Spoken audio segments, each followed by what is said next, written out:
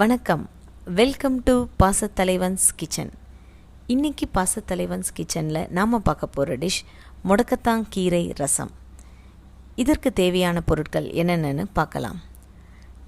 நறுக்கிய தக்காளி 2, புளி சிறிதளவு ஊற வைத்தது, மிளகு, சீரகம், துவரம்பருப்பு, பூண்டு, பெருங்காயம், முடக்கத்தான் கீரை க்ளீன் பண்ணி வச்சுருக்கிறது ஒரு கைப்பிடி அளவு.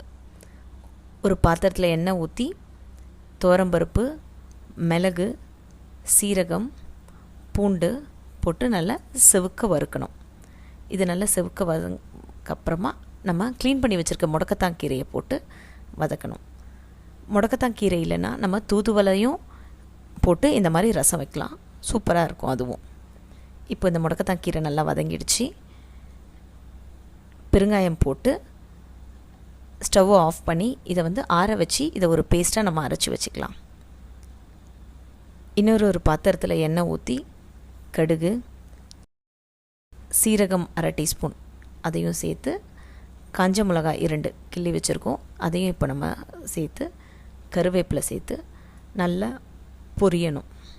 பொரிஞ்சதுக்கப்புறமா கட் பண்ணி வச்சுருக்க நம்ம தக்காளியும் அதோடு சேர்த்து, உப்பு, மஞ்சத்தூள் 1/2 டீஸ்பூனும் சேர்த்து நல்லா வதங்கணும். இப்போ இதை நல்லா வதங்கிடுச்சு.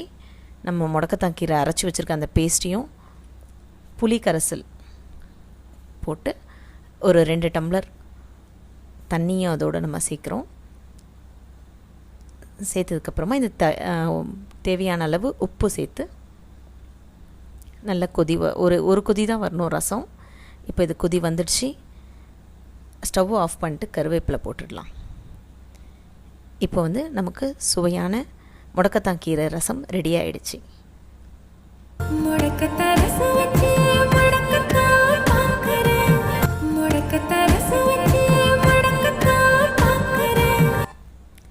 இந்த சுவையான முடக்கத்தான் கீரை ரசம் இப்போ நமக்கு சாப்பிட்றதுக்கு ரெடியாக இருக்குது. இந்த வீடியோ உங்களுக்கு பிடிச்சிருந்ததுன்னா லைக் பண்ணுங்கள், ஷேர் பண்ணுங்கள், சப்ஸ்கிரைப் பண்ணுங்கள், பக்கத்தில் இருக்க பெல் பட்டனை கிளிக் பண்ணுங்கள். நன்றி.